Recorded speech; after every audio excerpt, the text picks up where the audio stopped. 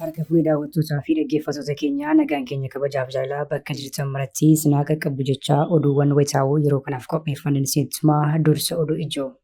Lolli jabaan irree fi gaachana saba Oromoo waraana bilisummaa Oromoo fi waraana faashistii Abiyyi Ahmad gidduutti gaggeeffamaa jiru finiinee itti fufuun waraanni bilisummaa Oromoo kaaba Oromiyaa godina Wallootti mooraa ishee keessaa ari'ee baasuun ofii isaatii to'annaa jala oolfachuu ifoomse. Gama biraan giddugala leenjii Xollaayitti kan leenjifamaa turan loltoonni raayyaa ittisaa eebbifamuu raayyaa ittisaa fuula miidiyaa hawaasummaa isaarratti ibseera. Bal'ina oduu keenyaa keessatti haalaan kan balballoomsinu ta'a. Impaayera sana keessatti safuu fi seerri duudhaa fi sansakkaan namummaa gochaa cigaasisaa bilxiginnaan raawwatuun gaaffii keessaa wayitaa seenanii jiranitti sirnichi ammoo abukaatoon dhaabadhaa jechuun ijoo dubbii miidiyaalee ta'eera. Kunis kanaan jiru ijoolleen naamusa hin qabnee fi guddis badii ta'an koottaa waldaa seexanaatti makamaa jechuun waamicha taasisan. Poolisiin ammoo ibsa baaseen tarkaanfii madaalawaan irratti fudhadhaa jechuun dhaadate. Gabaasa bal'aa qopheeffanneerra. Dhiittaan mirga namoomaa irratti raawwataa jira jechuun deetaa ministeera nagaa duraanii fi miseensi caffee Oromiyaa dhaddacha irratti komii dhiyeeffachuun dhagahame. Gama biraan abbaa alangaa uummata keessatti fudhatama guddaa argataniiru akka waan jedheetti duula irratti gaggeeffamaa jira jedhe. Gama biraatiin miseensonni paarlaamaa ammoo dhaddacha irratti argamuun adeemsa ture hordofuu ifoomsaniiru. Oolmaan dhaddachichaa namoota argamanii fi waan jedhame irratti gabaasni bal'aan qindaa'eera. Qondaalonni bilxiginnaa miidiyaalee faaruu sirnichaa dhiyeessan irratti dhiyaachuun lolaa Eertiraan diigamtii Asab kan keenyaa buufata loonii ni milkeessinaa jedhu afuufuu itti fufaniiru jedhame. Kunis kanaan jiru abbaa oduu durii jedhamuun kan beekamuu fi gorsaa muummicha ministeeraa kan ta'e Daaqoon Daani'el Kibret ammoo Itoophiyaan ulaa galaanaa argannaan Eertiraan diigamtii jedhe. Gabaasa keenya keessatti bal'inaan kan ilaallu ta'a.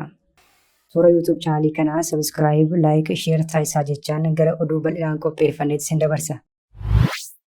Lolli jabaan irree fi gaachana saba Oromoo waraana bilisummaa Oromoo fi waraana faashistii Abiyyi Ahmad gidduutti gaggeeffamaa jiru finiinee itti fufuun waraanni bilisummaa Oromoo kaaba Oromiyaa godina Wallootti mooraa ishee keessaa ari'ee baasuun ofii isaatii to'annaa jala oolfachuu ifoomse. Irree fi gaachana saba Oromoo waraanni bilisummaa Oromoo loltoota faashistii Abiyyi kan barcuma aangoo nama dhuunfaa tiksuuf bobbaatee hawaasa nagadaa turte wajjin lola jabaa gaggeessuun injifannoo culuqaa galmeessuu ifoomseera. Waraanni bilisummaa Oromoo zooniin kaabaa godina Walloo aanaa baatee lola jabaa gaafa muddee 16 fi 17 bara 2025 gaggeesseen waraana bilxiginnaa kana magaalattii keessaa ari'uu baasuun dhuunfateera. Jajjabeen abdii saba Oromoo woboo lola akkanaan loltoota faashistii Abiyyi mooraa waraanaa ishee keessaa ari'ee baasuun farri lolaa 3 fi milishaa tokko battalatti ajjeesuun 4 ammoo madeesse. Lolli jabaan woboo fi loltoota faashistii Abiyyi gidduutti gaggeeffamu kun itti fufuun giddu galeessa Oromiyaa godina Shawaa Bahaa aanaa Boosatii fi lixa Oromiyaa godina Wallagga Bahaa aanaalee akka Saasiggaa fi Diggaa keessatti gaggeeffamaa kan ture yoo ta'u woboon injifannoo culuqaa galmeessuu ibsaa jira. Lola guyyaa kaleessaa aanaa Boosat gandaa Golboo Bittimitti gaggeeffameen woboon loltoota faashistii bilxiginnaa hedduu ajjeesuu fi madeessuun qawwee akamaa 7 hidhannoo mudhii 19 boombii F1 fi rasaasota hedduu irraa hiikkachuu ifoomse. Guyyuma kaleessaa lolli jabaan lixa Oromiyaa godina Wallagga Bahaa aanaalee akka Saasiggaa fi Diggaa keessatti gaggeeffamaa kan oole yommuu ta'u kanaanis woboon injifannoo culuqaa galmeessuu ifoomsaa jira. Impaayera sana keessatti safuu fi seerri duudhaa fi sansakkaan namummaa gochaa cigaa isaa bilxiginnaan raawwatuun gaaffii keessa wayita seenanii jiranitti sirnichi ammoo abukaattoon dhaabbadha jechuun ijoo dubbii miidiyaalee ta'eera. Utuu kanaan jiru ijoolleen naamusa hin qabnee fi guddis badii ta'an koottaa waldaa seexanaatti makamaa jechuun waamicha taasisan. Poolisiin ammoo ibsa baaseen tarkaanfii madaalawaa irratti fudhadhaa jechuun dhaadate. Bilxiginnaan dhaloonni akka baratu hojjetu jiruu fi jireenya isaa jijjiiratu kan hin barbaanne yoo ta'u kanaaf ammoo barattoota qormaata kuffisuun gara waraanaatti guuraa kaanidha. Kan araada garaagaraaf akka saaxilaman sababataa isaan hafan ammoo xiyyeeffannoon isaanii qoosaa faayidaa hin qabne ilaaluun yeroo isaanii akka bitaniif baajata guddaa ramaduun hojjechaa tureera. Dhaabbanni oduu beekamaa addunyaa BBC jedhamus caasaawwan kana hojjetu akka jiruu fi koree raayyaa miidiyaa akka jedhamu ifoomsee ture. Haa ta'u garuu tibba kanaa bilxiginnaan tiktaakerootaa fi namoota miidiyaa hawaasummaa irratti dhiibbaa uumanii safuu hawaasaatu cabee jechuun hidhaatti guuraa jira. Bilxiginnaan safuu hawaasaatiif dhimama jechuun waraabessatu mirga harree falmaa akka jechuuti kan jedhan maddeen bilxiginnaa ergama dhokataa qabatee akka jiru garuu ifoomsaa jiru. Kan dura tiktaakeroonnii fi yuutuberoonni hedduun kan hidhaman yoo ta'u ammas guyyaa kaleessaa poolisiin tiktaakeroota dabalataa 4 ifoomse. Poolisiin magaalaa Finfinnee ibsa baaseen dargaggoonni kun gochaawwan kabajamoowwan ergaawwan aadaa fi duudhaaf faallaa ta'an facaasaa turaniiru ittiin jedhe. Poolisiin magaalattii ibsa roobii kaleessaa baaseen tiktaakeroota to'ataman kana keessatti aadaa, duudhaa, amantaa fi naamusa madaalleen illuminaatii yookiin miseensota waldaa seexanaatiin of fakkaadhaa jechuunis maallaqa baay'ee argattu jechuun hawaasa dogoggorsiisaa akka turan ifoomse. Kanneen ergaa miseensaa illuminaatii ta'aa jedhamuun dhaamanii shakkamanis Zaharaa Mohammadii fi Faatiyaa Eeliyaas kanneen jedhaman akka ta'u maqaan isaanii ifoomeera. Shakkamaa sadaffaa Lataa Darajjee Tarrafaa kan jedhamu yoo ta'u haala ogummaa barsiisummaa fi kabaja barsiisotaa xureessuun viidiyoowwan tiiktookii dalaguu hime. Shakkamaan kun uffata dambii barataa uffachuun teessuma barnootarra dhaabbatee sirbaa barsiisota irratti qoosuu yookiin ashoofuu kiisii barataa keessaa maallaqa hatuu dalagaa turuu mirkaneessuu hime. Shakkamaan arfaffaan ammoo Edoom Miliyoon kan jedhamu yoo ta'u barataadhaa jedheera poolisiin ibsa isaa kanaan. Dargaggoon kun tiiktookii fayyadamuun dugdaa ol uffata baasuun saggit fammis jechaa kaaratti hawaasa naayisaa tirii yookiin saayinarratti soorata qabatee hawaasa yoo afaan isin kaa'e malee jechaa qabiyyee hawaasa naayisoo osoo dalaguu to'atamuu ifoomse. Poolisiin namoota gochaa wal fakkaataa dalagaa rogeeyyiidha jedhan akkasiif obsa akka hin qabne ibse. Impaayirtii keessa miidiyaa walabaa kan hin jirre yoo ta'u gaazexeessitoonni hedduunis sababa hojii ogummaa isaaniif qofa ajjeefamaniiru, kaan hidhamaniiru, kaan ammoo biyya ari'amaniiru. Dhiittaan mirga namoomaa irratti raawwataa jira jechuun deetaa ministeera nagaa duraanii fi miseensa caffee Oromiyaa dhaddacha irratti komii dhiyeeffachuun dhagahame. Gama biraan abbaa alangaa uummata keessatti fudhatama guddaa argataniiru akka waan jedheetti duulin irratti banameera jechuun komii dhiyeeffate.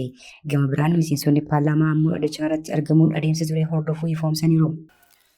Hidhamaa nama dhuunfaa biyyi kan ta'e obbo Taayyee Danda'aa sirniin paartii geggeessaa jiru sun bulchiinsaa haramanii dhiiga namaan taphatu ta'uu erga ifatti dubbatanii as hidhaa dabalatee dararaa garaagaraaf saaxilamaniiru. Baatii tokko duraa dhaddachi Abiyyi Ahmadii fi Adaanech Abeebee ragaa ittisaa obbo Taayyee dhiyeessuu dadhabe obbo Taayyee irratti hidhaa waggaa 7 fi ji'a 2 ammoo mureera. Isa malee obbo Taayyeen turtii miidiyaa Horni Konverzeeshin jedhamu wajjin taasisaniin uummata keessatti fudhatama guddaa argatanii jechuun bilxiginnaan mataa haaraa 3 irratti baneera. Guyyaa kaleessaa gaafa muddee 17 obbo Taayyeen mana murtii olaanaa Lidataa dhaddacha dhimmoota heeraa fi farra shororkeessummaatti dhiyaachuun mirga wabii isaanii akka eegamuuf gaaffii dhiyeessaniiru. Manni murtichaa sila murtee kennuuf muddee 22 akka lakkoofsa Impaayirtiitti beellama qabateera. Obbo Taayyeen dhaddacha kaleessaa irratti murtee gaafa 26 irratti darbee wajjin wal qabsiisee dhiittaa mirga namoomaa irratti raawwatameera jechuun komii dhiyeeffataniiru. Kana duras obbo Taayyeen dhiittaa mirga namoomaa irratti raawwatameera jechuun mana murtiitti himatanii Koomishiniin mirgoota namoomaa Itoophiyaa dhimmicha qorachuun dhugaa ta'uu mirkaneessee bitootessa 6/2017 mana murtiif dhiyeessuun ni yaadatama.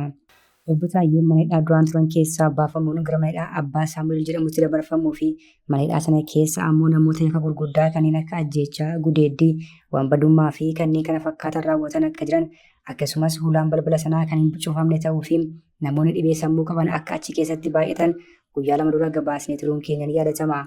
Gama biraan impaayirri kun raafama hamaa keessa seentetti bulchiinsi keessan nagaa waaraa fi tasgabbii buusuu hin dandeenye kanaaf aangoo keessan gadhiisaa jechuun muummicha ministeeraa paarlaamaa keessatti kan gaafatan obbo Kiristaan Taaddalaa fi Yohaannis Buyyaaloofaas guyyaa kaleessaa mana murtiitti dhiyaataniiru. Namni isaa irratti ragaa bahes golgaa duuba dhaabachuun dhokatee jecha ragummaa isaa kennaa akka turetu himame. Obbo Kiristaan fa'aa ammoo namni kun AIs ta'uu danda'a jechuun jecha ragummaa sana jabeessanii qeequu fi mormuun dhagahameera. Gama biraan miseensonni paarlaamaa ammoo dhaddacha lamaanuu seenuun haalottaa ture hordofaa turaniiru jedhame. Dhaddacha obbo Taayyee fi kan obbo Kiristaan fa'aa seenuun kan hordofaa turan ammoo Dr. Dassaaleny Caannee fi Abaabuu Dassaaleny dabalatee namoota 4 turanii jedhame. Qondaalonni bilxiginnaa miidiyaalee faaruu sirnichaa dhiyeessan irratti dhiyaachuun lola Eertiraan diigamtii asab kan keenya buufata doonii milkeessina jiru afuufuu itti fufaniiru jedhame. Kunutuu kanaan jiru abbaa olurii jedhamuun kan beekamuu fi gorsaa muummicha ministeeraa kan ta'e Daaqoon Daani'el Kibret ammoo Itoophiyaan ulaa galaanaa argannaan Eertiraan diigamtii jedhe. Torban darbe keessa qondaalonni Oppidoo duraanii fi bilxiginnaa amma abbaa Duulaa Gammadaa fi Jeneraal Baasaa dabalee miidiyaalee faaruu bilxiginnaa dhiyeessan irratti dhiyaachuun dhimmi ulaa galaanaa argachuu dhimma jiraachuu fi jiraachuu dhabuuti jechuun ni yaadatama. Inumaayyuu obbo Abbaa Duulaan asab qaama Eertiraa osoo hin taane kan wallooti jechuun ijoo dubbii ta'ee ture. Kunutuu kanaan jiru gorsaan muummicha ministeeraa fi abbaan olurii Daaqoon Daani'el Kibret yoo Itoophiyaan ulaa galaanaa argattee Eertiraan biyya taate ittiin fuftu jechuun waltajjii irratti dubbate. Gorsaan ministeera muummee kun ulaa galaanaa karaa Somaaliyaa yookaan Keeniyaatiin osoo hin arganna jedhanneeyyuu kan dursee mormii kaasuun Eertiraan erga jedhee booddee biyyattiin gufunuti ta'uuf uumamte jedhee. ኢትዮጵያ የባህር በር ስታገኝ ኤርትራ የሆነችበት ምክንያት ይፈርሳል። መነሻው ኤርትራ እንድትሆን ያደረጋት ሌሎቹም የተቀበሉት ኢትዮጵያ የባህር በር እንዳታገኝ። ልክ ኢትዮጵያ የባህር በር ካገኘች ኤርትራ ታዲያ ምን ታደርግላቸዋለች? በቃ የኤርትራ ጥቅም ያልቃል እዛ ጊዜ ከየትም ብታገኝ። ከኤርትራ ማግኘቱ እኮ አይደለም። ለምሳሌ ሶማሌዎች ወይም ሶማሌላንድ ወይም ጁባላንድ ለኢትዮጵያ ወደብ ቢሰጡ ኤርትራ የሆነችበት ምክንያት ይፈርሳል። Biyyoonni biroonis beekamtii kan kennaniif Itoophiyaan ulaa galaanaa akka hin arganne waan barbaadaniif qofa ta'uu eere. Torban darbe keessas dubbii wal fakkaataan namoota akka obbo Abbaa fi Baacaa Dabalatiin dubbatamaa tureera. Kabajamtoota hordoftoota keenya oduun sa'aatii kanaaf qabannee dhiyaannee kana gammaatti hordoftan ture. Oduu biraan hanga walitti deebinutti nagaatti.